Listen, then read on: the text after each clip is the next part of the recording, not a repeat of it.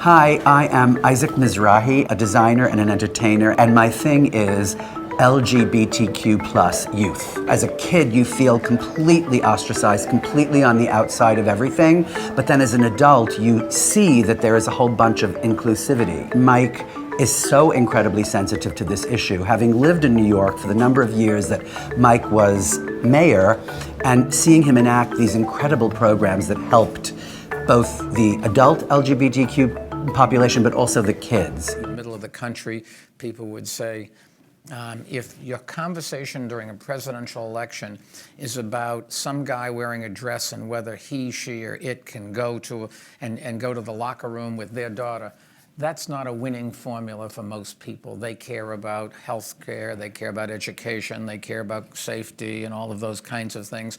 And some of these social issues that, and it's not just the American government, the EU government does it as well, we're focusing on a lot of things that have little relevance to people who are trying to live in a world that is changing because of technology and communications and things like that. And so you can understand where somebody like Trump comes from. You can understand, if you take a look at the Democratic Party, they are so far left that 2 years ago, there was nobody on their side that would take these positions. And today, virtually all of the candidates for president of the Democratic Party have been so progressive. I don't know what progressive means, but they are in a place where some of the American public is, and remains to be seen whether a majority of the electorate is. You think about it. We, the intelligentsia, people who could make it into this room, we believe in a lot of things in terms of equality and protecting individual rights that make no sense to the vast bulk of people. They're not opposed to you having some rights, but there's a fundamental disconnect between us believing the rights of the individual come first and the general belief around the world, I think it's fair to say, that the rights of society comes first. And so I don't know how many of you are familiar with the bathroom issue in the United States. Anybody know what I'm talking about? If you want to know, is somebody a good salesman, give them the job of going to the Midwest and picking a town and selling to that town the concept that some man wearing a dress should be in the locker room with their daughter. If you can sell that, you can sell anything. I mean, they just look at you and they say, what on earth are you talking about? And you say, well, this person identifies his or her gender as different than what's on their birth certificate. And they say, what do you mean? You're either born this or you're born that.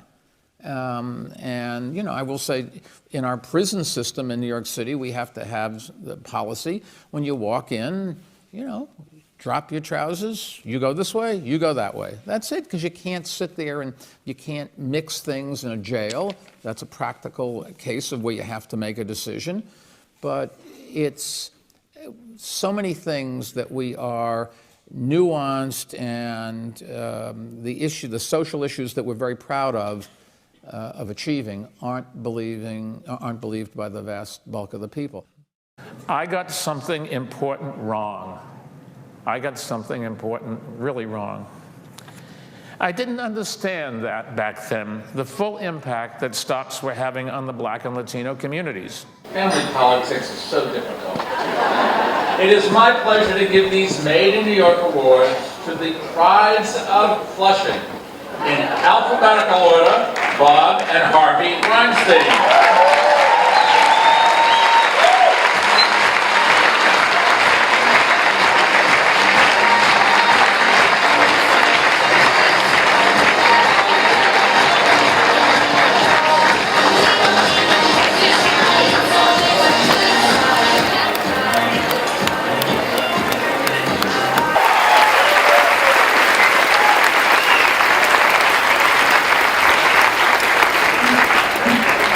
Thank you, Mayor Bloomberg and Commissioner Oliver, for this tremendous accolade.